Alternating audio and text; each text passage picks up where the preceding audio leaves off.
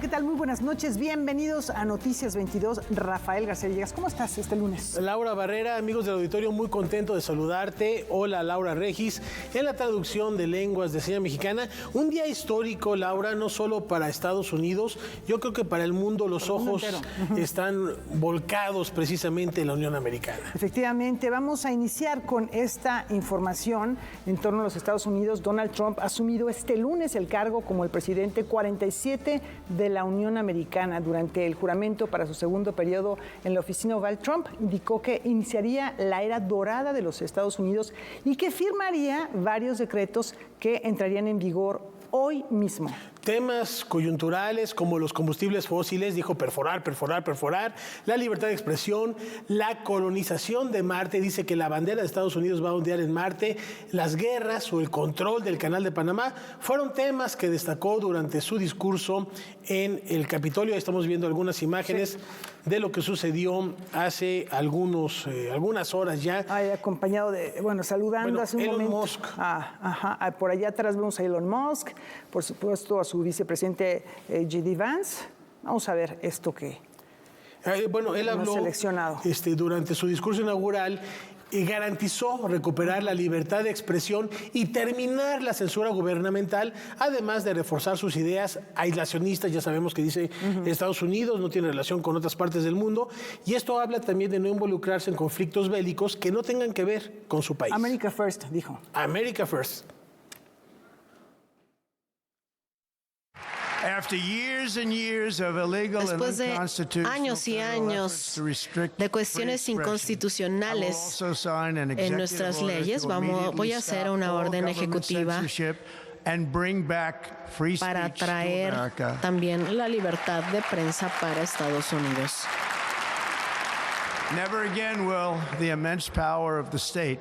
Nunca antes los poderes del Estado se van a utilizar para perseguir a opositores políticos. Ustedes saben a qué me refiero. No vamos a dejar que pase y no vamos a dejar que pase nuevamente. Y con mi liderazgo vamos a hacer que la justicia se apegue a la ley en nuestro país.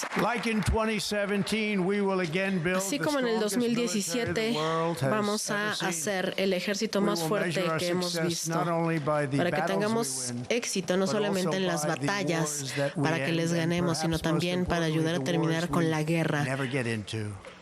En muchas guerras en las que nunca deberíamos de haber participado. Algo muy interesante con respecto a la libertad de prensa y la libertad de expresión es sobre todo el uso de redes sociales, sin las cuales, por supuesto, no nos explicaríamos también este segundo periodo de Donald Trump. Ya lo decíamos, ahí estaba Elon Musk entre los invitados especiales. Hubo algo muy interesante, TikTok el domingo estaba a punto de desaparecer de Estados Unidos, hoy se reactivó esta red social e inclusive hubo un representante de China en la toma de posesión de Donald Trump. Ahora, si uno lee con cuidado esta orden en torno a TikTok, no dice que va a desaparecer TikTok, sino que ya no lo vas a poder descargar en tu teléfono. ¿Eso qué quiere decir? Que quienes no tengan TikTok ya no lo van a poder descargar, pero quienes lo tienen sí van a poder utilizarlo. Evidentemente esto debilita mucho a la red social, a la cual se invitó durante mucho tiempo a que se integrara a las políticas de Estados Unidos y pues evidentemente en China se dijo, con los millones que tenemos ya cautivos es suficiente información y continuará esta red, pero ya no va a haber actualizaciones además. No se va a poder actualizar, no vamos a poder encontrarlo si estás en Estados Unidos, en tus tiendas ya sea de iOS o en fin, ¿no? El sistema que tengas. Sí digamos que es una muerte anunciada. Pero las redes sociales siguen marcando tendencia y precisamente a través de las redes sociales fue que se recibieron felicitaciones. Por ejemplo, México no se quedó atrás. La presidenta Claudia Sheinbaum envió este mensaje que estamos viendo en la pantalla. A nombre del gobierno de México, felicito a Donald Trump por su toma de posesión como presidente número 47 de los Estados Unidos de América. Como vecinos y socios comerciales, el diálogo, el respeto y la cooperación siempre serán símbolo de esta relación. De hecho, esto es fundamental porque parte también del discurso inaugural fue la relación de México con Estados Unidos, diciendo que va a reforzar. Donald Trump dijo que de inmediato iba a mandar tropas a la frontera sur de su país para frenar los fenómenos migratorios. Efectivamente, y bueno, esto que ya se temía, ya está ocurriendo.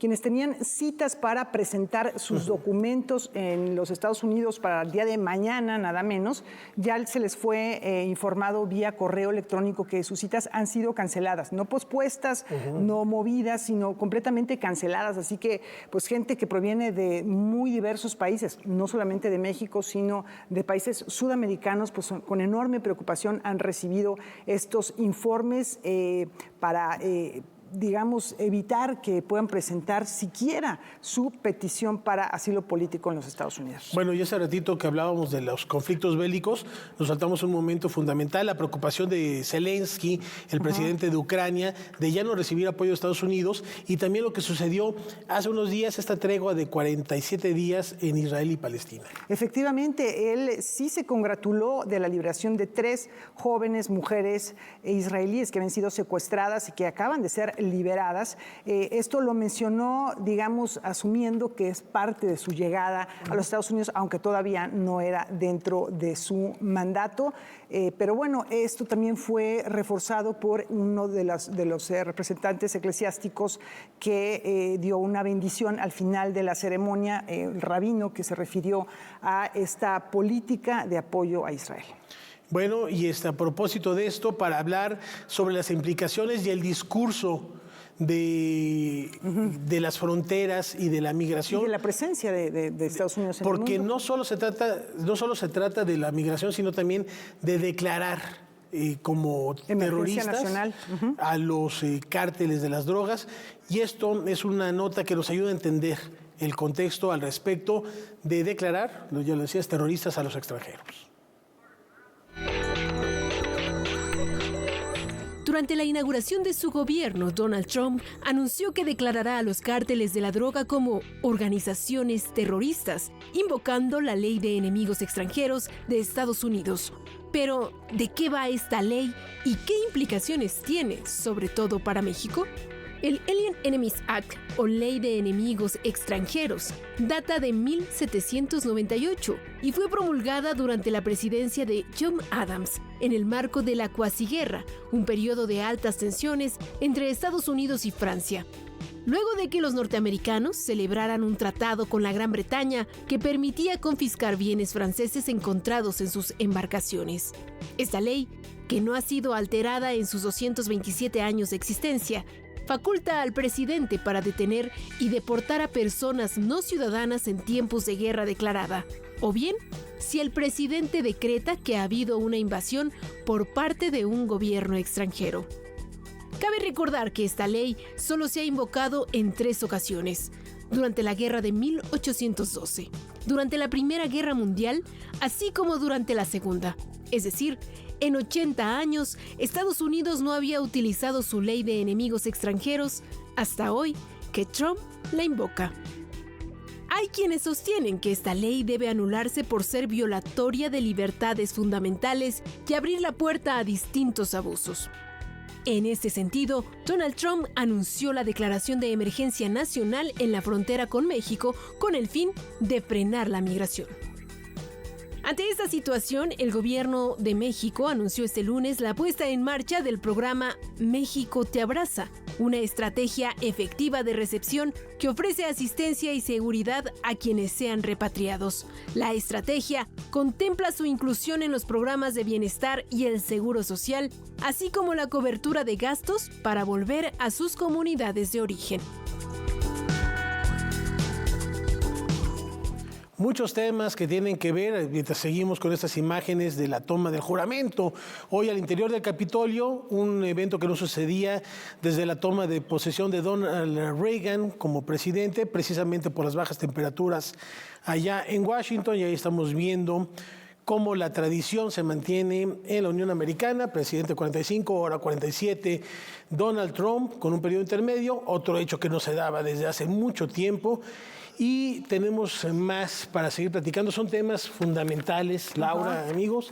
Y para hablar sobre las implicaciones y precisamente este discurso, nos da mucho gusto recibir aquí en el estudio a la doctora Estefanía Cruz Lera del Centro de Investigaciones sobre América del Norte de la UNAM, que nos platique, nos ayuda a entender. Ya hablábamos esto que decía de declarar terroristas a los cárteles, los fenómenos migratorios, las cuestiones que tienen que ver con todo lo que sea tecnología que beneficia al planeta, pues no.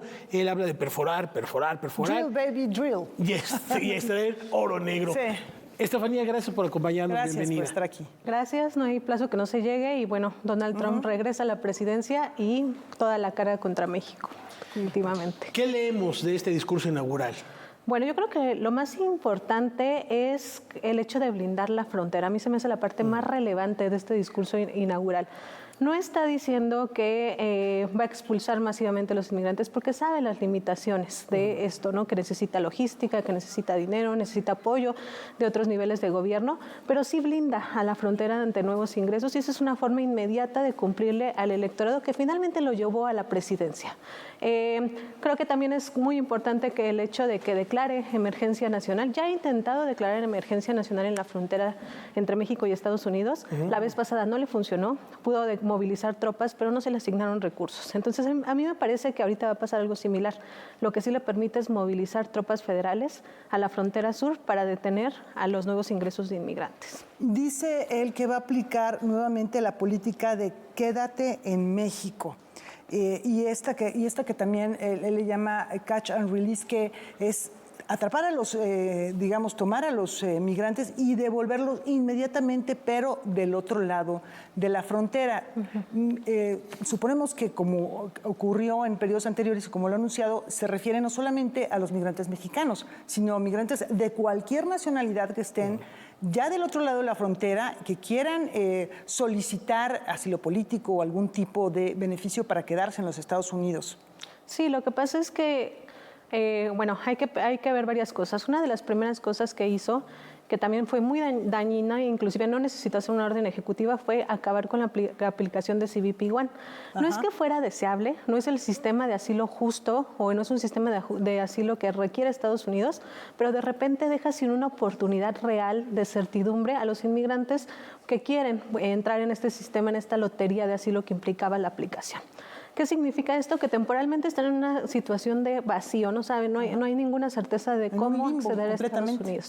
Entonces, en esta desesperación, ¿qué pasa? Los migrantes dicen, yo no puedo seguir meses, estar en México cuesta, ¿no? Necesitan enviar dinero, a veces necesitan incluso pagar a los traficantes de personas a los que les deben dinero, que los han llevado hasta la frontera, y deciden entrar de forma irregular. Entonces, entran de forma irregular y bueno, históricamente hay una zona fronteriza en la que si a un migrante lo encuentran, es decir, se encuentra con la patrulla fronteriza, lo van a devolver inmediatamente. Eso es muy diferente de lo que le pasa, por ejemplo, a un migrante que está dentro de Estados Unidos, en una ciudad trabajando. Ellos pueden pasar por un juicio. Si están en la zona fronteriza, es devolución inmediata. Ajá. A eso se refiere. Es algo muy interesante. Tú decías, el primer periodo de Trump trató de blindar la frontera. Hoy nos encontramos un escenario muy distinto donde el Congreso también pues prácticamente lo apoya y lo respalda. Los tres poderes de la Unión en Estados Unidos están respaldando a Trump. Va a haber diferencias, muchas supongo, de ese primer periodo ahora. ¿Qué esperar a partir de las mismas? Bueno, yo creo que siempre los 100 primeros días de un presidente son fundamentales, sobre todo cuando tiene los congresos a favor. Van a lanzar todas sus iniciativas principales y muchas de ellas tendrán que ver con endurecer la situación fronteriza. Hay una iniciativa que él prometió mucho y que también causa mucho escándalo, que es el fin del derecho a la nacionalidad para personas que han nacido en Estados Unidos, los llamados bebés ancla, ¿no? Estos niños que nacen en Estados Unidos y luego los padres buscan una situación de regularizarse. Eso no lo puede hacer porque eso es una reforma constitucional. La enmienda 14ª en Estados Unidos asegura el derecho por ciudadanía. Para enmendar la Constitución necesita supermayoría y solamente tiene una mayoría mínima. Entonces, sí va a lanzar sus iniciativas principales, pero tendrán que ver con securitizar la frontera, con más recursos para seguridad pública, en particular para combatir el fentanilo, y probablemente algunas medidas comerciales que tienen que pasar por el Congreso. Ahora, también una de las amenazas son desde el punto de vista o riesgos que existen y que, bueno, él sí lo comentó anteriormente, es la aplicación de medidas económicas contra México. Sin embargo, hasta el momento, no, cuando habló de las medidas ejecutivas, de las órdenes ejecutivas o decretos que firmaría, no está entre ellas esta, lo cual significa que probablemente podemos esperar un poquito de prudencia al respecto. Sí, lo único que tenemos sobre estas sanciones no estuvo en su discurso inaugural, pero sí en uno de sus rallies, bueno, cuando va a esta arena junto con sus seguidores, pues a dar este discurso de victoria, sí habla de que a partir del 1 de febrero Canadá y México tendrán alguna medida arancelaria. Eso no deja de ser un dicho, todavía no sabemos cómo pueden venir esas medidas, sabemos que sería catastrófico, inclusive un 10% en aranceles para México, claro, sí, implicaría poner en riesgo el tipo de cambio, aumentar la inflación, también aumentar la inflación en Estados Unidos. Entonces yo creo que sus asesores lo están tomando con mucha cautela. Sobre todo porque él también dijo que iba a parar la inflación en los Estados Unidos. Sí, definitivamente poner aranceles a productos de México va a causar incremento de precios en Estados Unidos y más escasez. Porque había hablado de 25% en un momento dado, ¿no? Durante la campaña. Sí, y además pues tendrían que ser sectores que se puedan definir como seguridad nacional para que aproveche este poder de que por seguridad nacional le impone aranceles a partir de que existe un acuerdo marco. Trabajadores de automóviles mencionó mucho. Sí, que México es un bueno, y va a tener importante. Tesla ya, entonces hay que tener... Sin embargo, él dijo, van a poder elegir el auto que quieran. ¿Qué quiere decir? ¿Auto eléctrico o auto que funcione con combustión? Entonces, digamos que... dejó la puerta abierta. Sí, dejó la puerta abierta, ¿no? Para no meterse en problemas. Yo ahí creo que algo importante es, por ejemplo, pensar en que una de las iniciativas que ha tenido Donald Trump ha sido regresar estas grandes armadoras de carros a Estados Unidos. Y ahí hay que pensar bien qué tanto los ciudadanos estadounidenses estarían dispuestos a aceptar un empleo de baja remuneración como ensamblar un auto. A mí me parece que definitivamente eso es para fuerza de trabajo migrante. La mayoría de los estadounidenses no lo van a hacer y eso es algo que complica los planes de Trump. No, bueno, y en el discurso varios temas, ya sea retomar el control del Canal de Panamá, colonizar Marte, hacerse de Groenlandia, comprar Groenlandia literalmente, sí, pero también dio un revés profundo a las políticas de diversidad, de equidad, implementadas por su predecesor Joe Biden. Vamos a ver lo que dijo al respecto y regresamos a comentarlo. Nosotros sabemos que en nuestra ciudad también hay muchas otras razas que están fundadas en nuestra sociedad. Y como hoy tengo políticas dentro de Estados Unidos y vamos a hacer que solamente haya dos géneros, hombre y mujer. Hombre y mujer son dos géneros, una política que cambia mucho de lo que ha venido ocurriendo en muy diversas sociedades, en muy diversas partes del planeta en los últimos años. Sin embargo, hay que ver cuáles son las implicaciones que tiene. Yo escuchaba gente comentando con preocupación, es que hay matrimonios del mismo... Bueno, quizá eso no esté implicado. No dice no podrá haber matrimonio. Lo que está diciendo es que, digamos, oficialmente como reconocimiento, reconocerá hombres y mujeres. Pero si hay matrimonios del mismo sexo o relaciones con personas del mismo sexo, probablemente no vaya a hacer nada, porque J.D. Vance ya hace algunas semanas hablaba de los regular gays. ¿A qué se puede referir esto? A los, digamos, entrecomillemos, porque la traducción quizá no es exacta, a los gays normales o regulares o promedio. Y él decía, no, ellos, pues la libertad está ahí. Pero nomás que no digan que son mujeres y hombres un día. Eso es lo que ha venido comentando tanto Trump como su vicepresidente, ¿no? Sí, definitivamente es un tema que pienso que también es una paga política de Donald Trump a un electorado duro, conservador, el movimiento renacido en particular, ¿no? De cristianos evangélicos, súper conservadores, que lo llevaron a la presidencia, que son sus votantes sólidos. Y bueno, Donald Trump sabemos que siempre le paga los favores políticos a estos grupos. Y bueno, ya lo vimos con el tema del aborto en su administración pasada, y definitivamente ahora pues el tema es la ideología de género. Pienso que es un tema bastante complicado, sobre todo por debates que se han dado en el ámbito educativo, ¿no? Por ejemplo, que se cancele esta posibilidad a los estudiantes, ¿no? Que había semanas del orgullo, por ejemplo, en primarias, secundarias, ahora ya están prohibidas en varios estados, y bueno, con el apoyo de la presidencia van a estar totalmente cancelada toda esta ideología.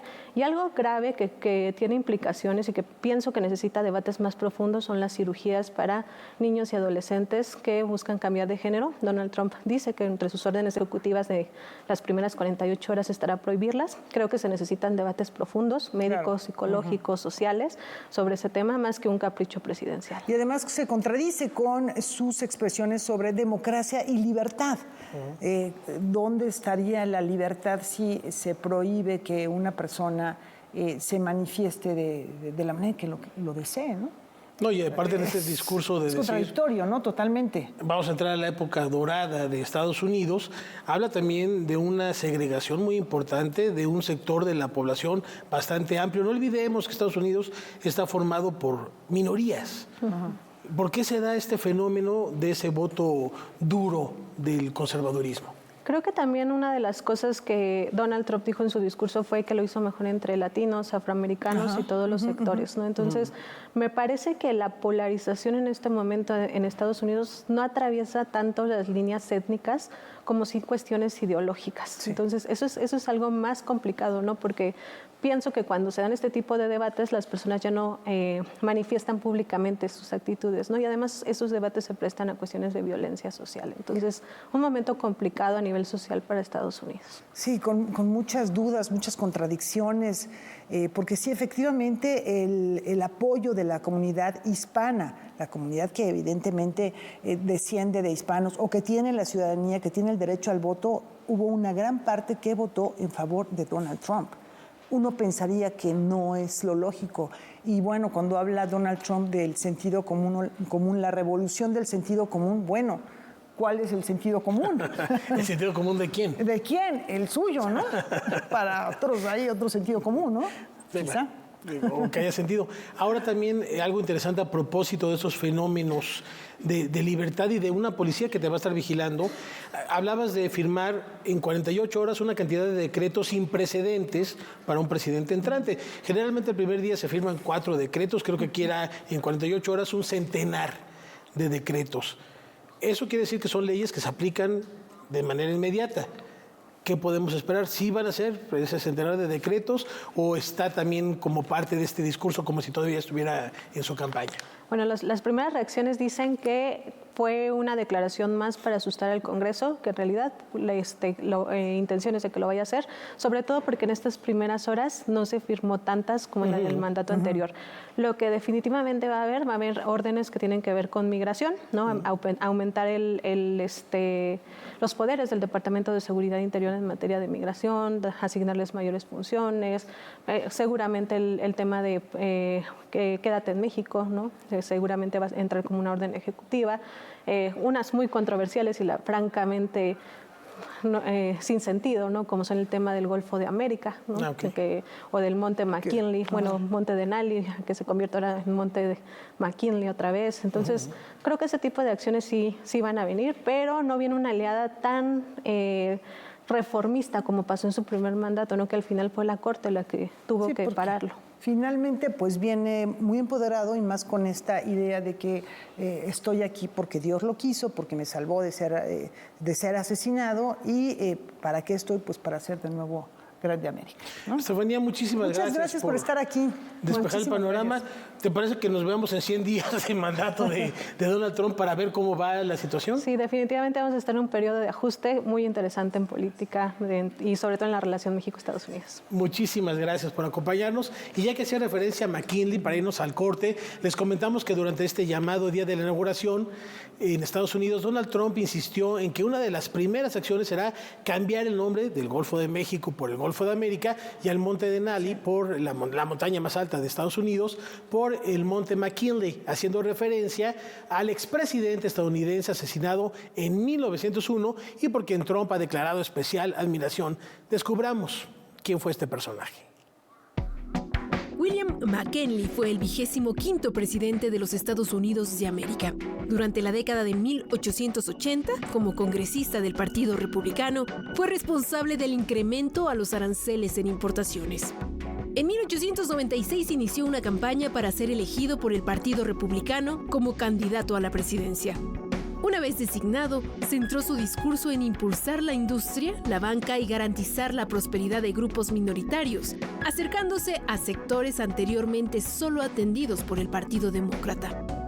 Ya durante el mandato de McKinley, 1897 se convirtió en el año de la recuperación bursátil y agrícola. Se propuso la búsqueda de nuevos mercados y la expansión mercantil a nivel mundial. En 1898, tras el triunfo en la Guerra Hispano-Estadounidense, la influencia territorial de Estados Unidos se extendió hacia el Caribe. En Cuba, la pretensión fue mantener el control comercial y en Filipinas, instalar una base para negociar con China y posicionarse dentro de la política asiática. La victoria frente a España y el crecimiento económico permitieron que McKinley obtuviera el triunfo nuevamente y con cierta facilidad en 1900. El 6 de septiembre de 1901 fue asesinado por el anarquista Leon Czolgosz, convirtiéndose en el tercer presidente asesinado durante el cargo.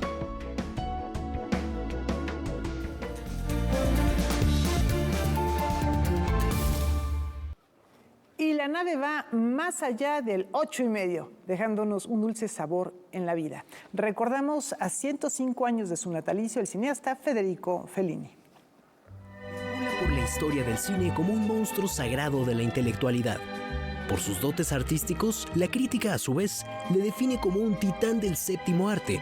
Pero el riminés Federico Fellini no se dedicó primeramente a crear películas. Federico Fellini viene del periodismo de espectáculos, viene de la caricatura, que eso es algo que luego en el cine de Fellini será imprescindible, y de una revista satírica que se llama Marco Aurelio. Fellini calentaba su voz de cineasta en los últimos estertores de la guerra, en una Italia herida por el fascismo, donde las películas aún reproducían los ideales del movimiento político. Los fascistas pues son cinéfilos importantes, entonces había mucha atención hacia mantener dentro de la industria del cine italiano una identidad ultranacionalista, donde la imagen del Duce y de toda la Italia de Mussolini quedara plasmada a través de melodramas que a nivel público se conocían como películas de teléfonos blancos. Viene un cambio que realmente comienza en 1942 con el estreno de Obsesión de Luchino Visconti, donde Luchino Visconti, que es un aristócrata marxista que va a hacer cine por voluntad propia, va a filmar una versión del Cartero llama dos veces, pero ambientada en la crisis moral de esa Italia de Mussolini que pronto se va a derrumbar con la llegada de los aliados en la Segunda Guerra Mundial. Es a partir de esta película que germina el neorrealismo italiano, corriente artística enfocada en mostrar la realidad social del momento y que por igual apuesta por un cambio. Y Roberto Rossellini de alguna forma es como el mentor cinematográfico de Federico Fellini. Y finalmente viene la oportunidad de escribir a tres manos, Rossellini, Amidei y Fellini, pues un guión llamado Roma, Ciudad Abierta. Es hasta 1950 que Federico Fellini, como heredero y segunda generación del neorrealismo italiano, codirige Luces de Variedad con Alberto Lattuada. Le seguirían El Jeque Blanco, Los Inútiles, Amor en la Ciudad y La Calle. Esta última le valdría en menos de una década como director su primer Oscar. Con Las Noches de Caviria ganaría su segundo premio de la Academia. Después de La Dolce Vita lograría la tercia con 8,5. Es hasta 1975 que Fellini obtiene su cuarto premio Oscar con Amarcord. Una cuestión importantísima en el universo de Fellini es el circo. Para Fellini el mundo es un circo, para Fellini todos somos payasos, todos somos seres mágicos o somos seres que tenemos que admitir que en nuestro mundo hay una magia. Por lo tanto, el mundo de Fellini es un mundo donde abunda el realismo mágico. Hacia el final de su carrera, yo siento que Fellini se enoja con el mundo, se enoja con la pérdida de ese mundo que él conocía, y sus películas de la última etapa, por ejemplo, Y la nave va, Ginger y Fred, o La voz de la luna, o La entrevista, son películas amargas. Federico Fellini muere a los 73 años el 31 de octubre. Hoy lo recordamos a 105 años de su natalicio. Para Noticias 22, Rodrigo Peredo. Y a pesar de este alegre recuerdo y toda esa memorabilia fílmica de Fellini, era inevitable. El día más triste del año llegó. Desde hace casi 20 años, circula la creencia popular de que el tercer lunes del mes de enero es, invariablemente, el día más triste del año. Esta anomalía en el calendario es conocida como Blue Monday, y gracias a las redes sociales ha cobrado notoriedad entre quienes sostienen haber experimentado sus efectos depresivos. Si le parece que se trata de un mito sin fundamento científico, permítame decirle que está en lo correcto. Los orígenes de este día se remontan al año 2005, cuando la firma Porter Novelli creó una campaña publicitaria para la agencia de viajes SkyTravel, en la que informaba a varios medios de comunicación sobre la invención de una fórmula matemática capaz de determinar el día más triste del año, concebida por el psicólogo británico Cliff Arnold.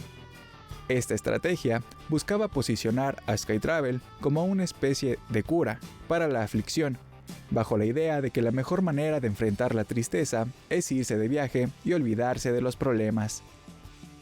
De buenas a primeras, la fórmula del profesor Arnold no parece un total disparate, pues contempla variables como el clima, el salario mensual o las deudas contraídas durante las fiestas.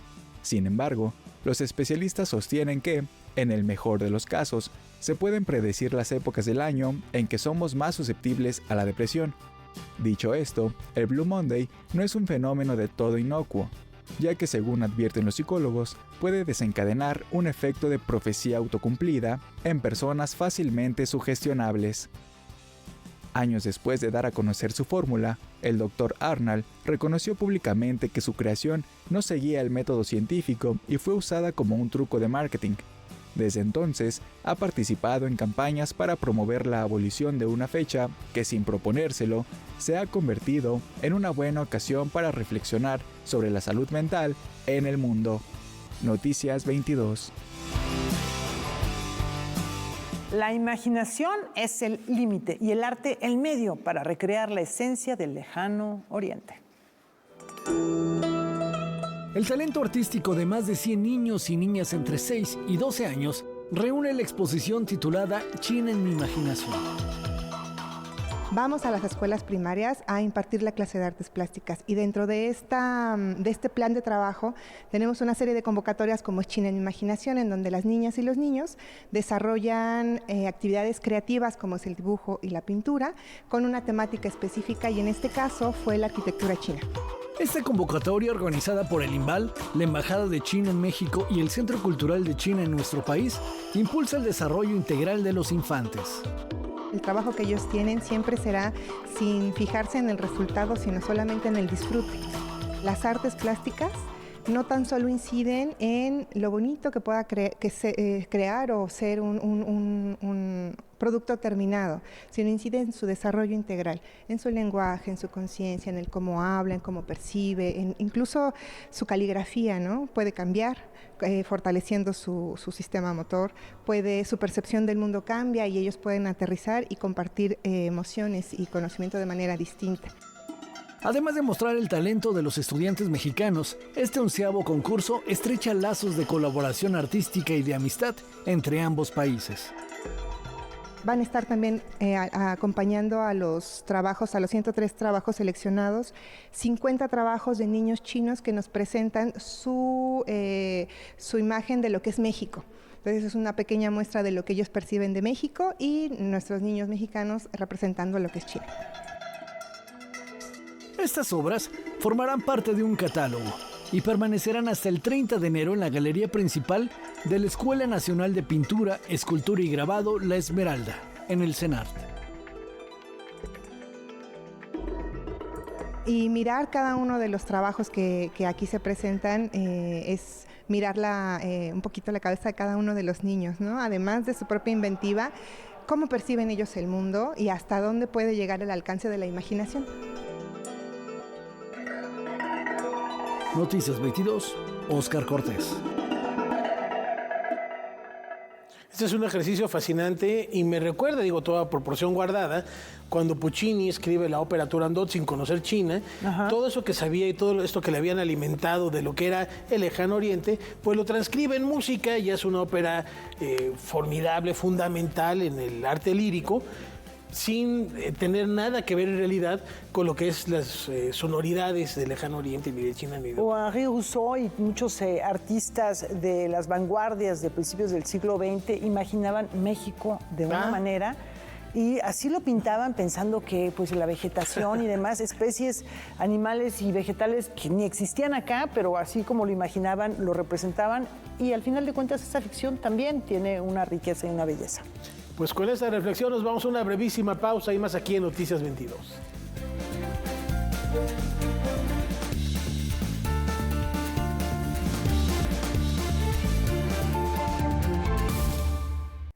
Para José Arturo de la Rosa, decano de la Benemérita Escuela Normal Superior, es imposible que un profesor no se involucre en los problemas sociales, lo que nos invita a reflexionar sobre la trascendencia de las instituciones que forjan educadores.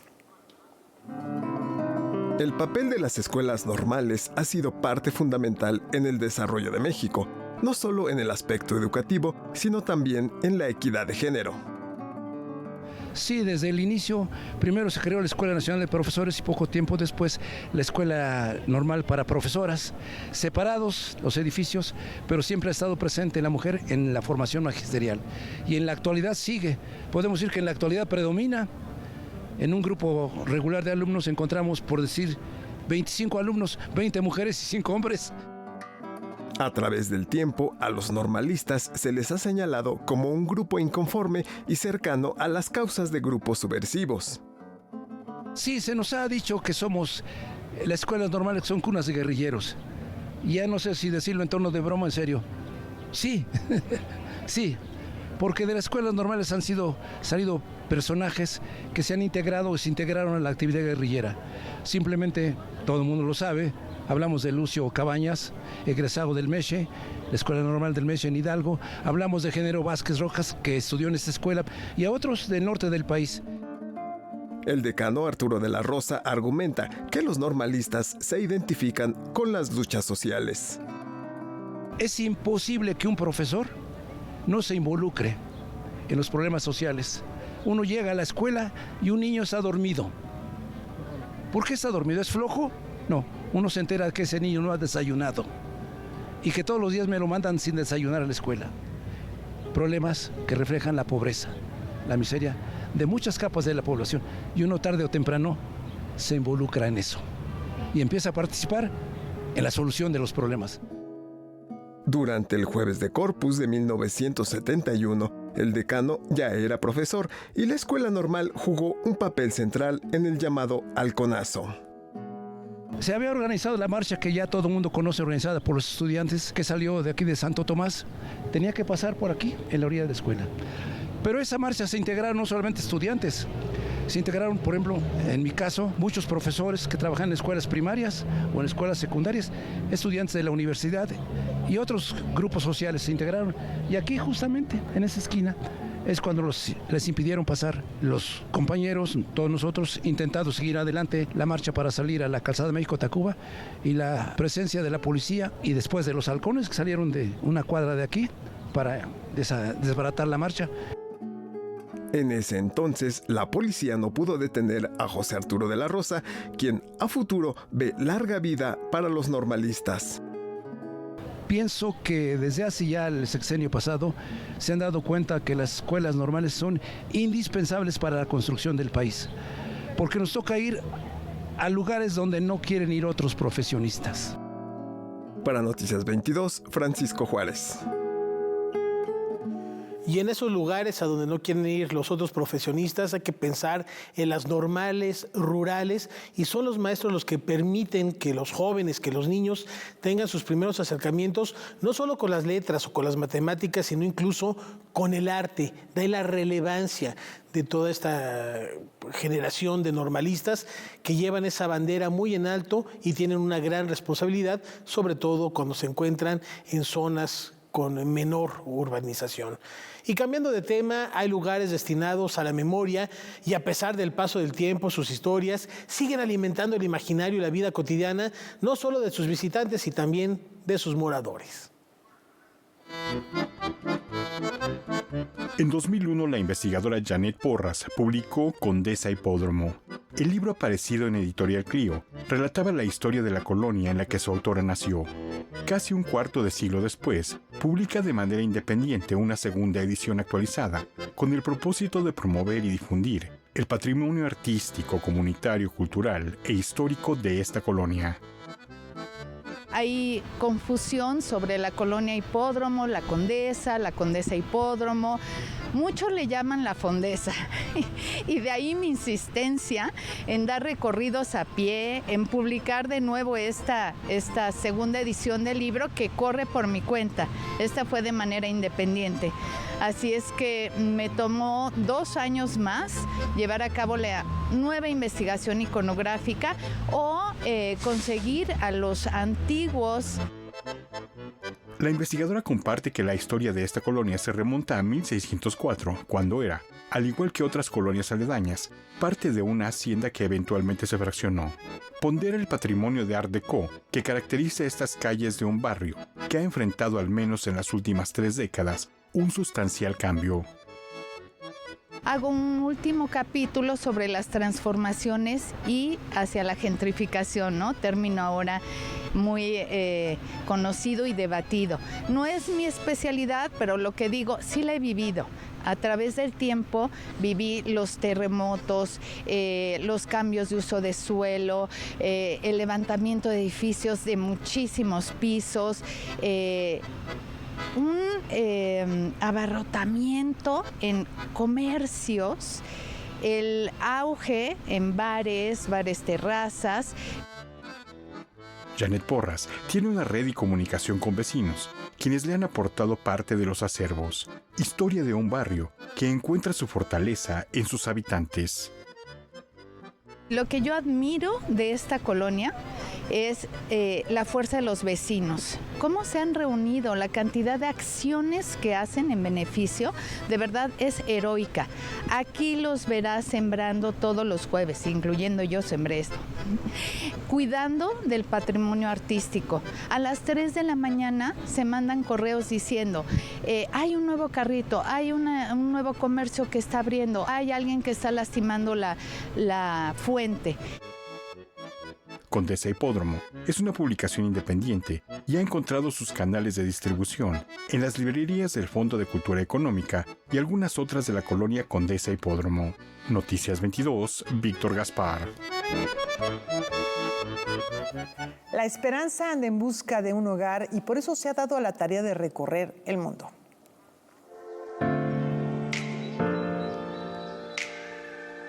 Amal es una niña, simboliza una niña de 9 años que viene desde Siria y que tuvo que huir su país a raíz de los conflictos bélicos que todo el mundo sabemos. Que esta niña sí existió, que se llama Amal, que en árabe quiere decir esperanza, que perdió sus padres, su casa, su hogar. Esta megaprocesión al aire libre fue creada por el productor escénico David Land. Una obra que montó sobre un campamento de refugiados en el norte de Francia le dejó una profunda huella y quiso llevar el teatro a los exteriores. Amal ha transitado por más de 120 ciudades en el mundo distribuidas en 14 países. En 2023 estuvo en México y ahora se da cuenta de su visita con una muestra de 60 imágenes en las rejas del bosque de Chapultepec. Me puse un poquito a revisar los archivos de todo lo que fue el recorrido de Amal y me di cuenta que teníamos miles de fotos, ¿no? Tomados por periodistas, por gente del equipo, por gente del público que nos mandaban las fotos como testigo. Amal estuvo en noviembre del 2023, recorriendo 7 ciudades del país. Y básicamente todo el proyecto fue cómo se va a recibir Amal.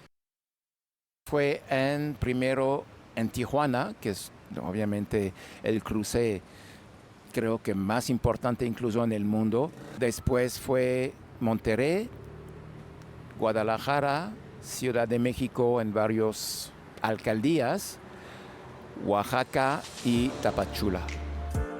De acuerdo con la Agencia de la ONU para los Refugiados, ACNUR, en el mundo hay 123 millones de personas desplazadas por la fuerza. En los últimos años, México se ha ubicado entre los países con mayor número de solicitudes de asilo y una tercera parte son de niños y niñas. Por ello se eligió nuestro país para traer el mensaje de esperanza y compasión de Amal.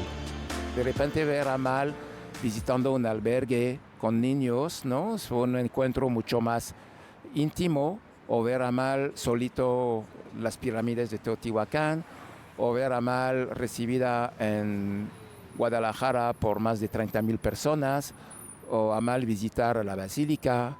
Todos estos sitios simbólicos dieron pie a unas fotos maravillosas.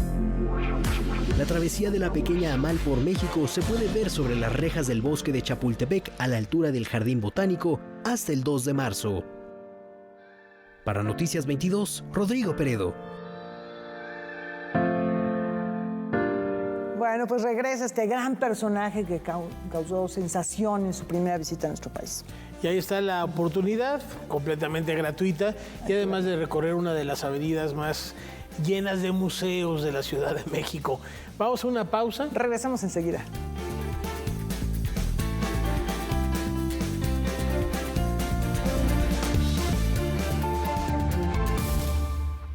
Cuerpo, tecnología y emociones son los ingredientes de este bálsamo. Estamos muy contentos con arrancar el año con Bálsamos de lo Intangible. Es una exposición de mujeres. La exposición tiene que ver con los sentimientos vinculados con la tecnología. Esto es afecciones y afectos en torno a la tecnología. Tenemos 5 piezas. Ani Garza, que es una artista muy sofisticada en su programación computacional, tiene un proyecto de inteligencia artificial, se escaneó a sí misma, puedes interactuar con una computadora, enviar algunos mensajes buenos o malos, y eso va afectando su cuerpo digital. Tenemos una pieza de Ranchito que tiene que ver con la comunidad LGBT y las muchas agresiones que viven cotidianamente. Ella es diseñadora de modas, desarrolla una serie de vestidos a los que les llama armaduras suaves, ¿no? Algo que te cobije y que te defienda al mismo tiempo. Son muy provocadores, son también muy divertidos. La artista Carmen Michelle Maya creó la pieza audiovisual Partitura para un dron y una bailarina. Se trata de una coreografía producida a raíz de la relación entre una cámara y el cuerpo humano.